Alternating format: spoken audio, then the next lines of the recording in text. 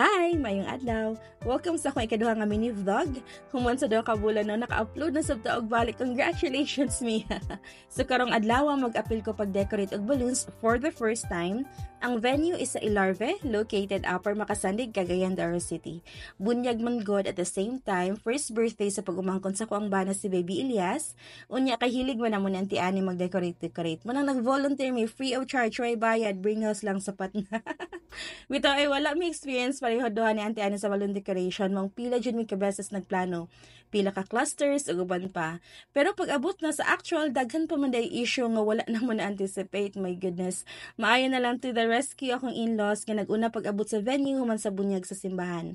Mingtabang din sila kay para maset na namo ang stage. Kay alas 2 pa lang sa hapon naabot na gud mi sa venue ug nagsugod na din mi pag-decorate. Kauban ako si Auntie Annie ug si PJ nga pag umangkon gyapon sa kuang bana. Kay by 5 PM mangabot na ang mga bisita ug magsugod na ang party or ang program sa venue.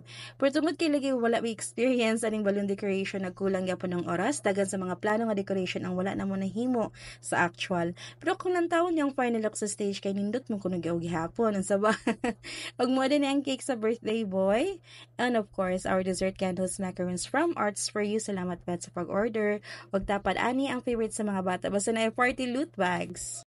O sa pikas nga side, ang atong paborito, pika-pika of course. Tungod kay after pa sa program ang bali pa ni hapon ani, mang snack sa puta ginagmay no, kay parang dili kay tantong gutomol ga program maka-concentrate ug maka-participate sa mga activities.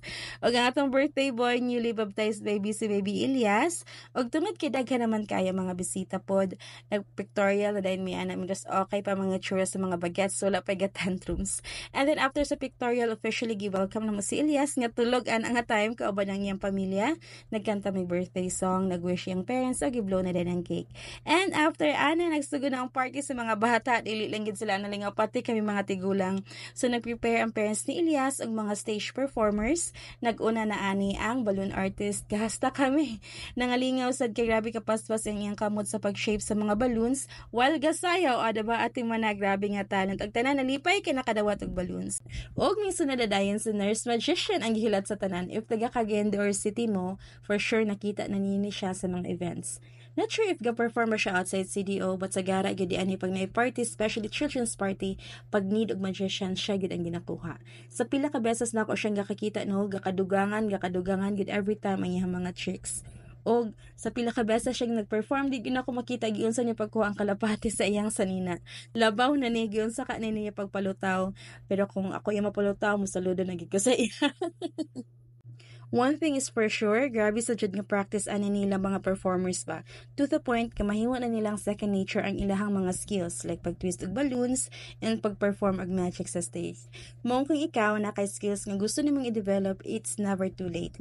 Practice is the key, okay?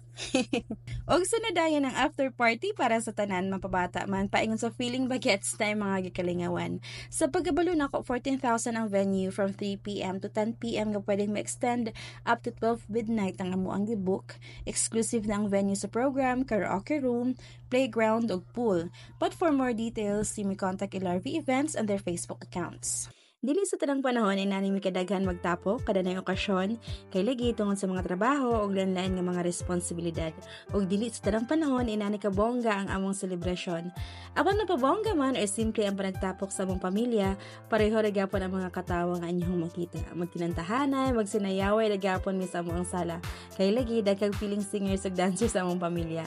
Ug ang mga bata magligo-ligo sa among gipaborot nga inflatable pool. Ang importante nagkatapok ti ug malipayon.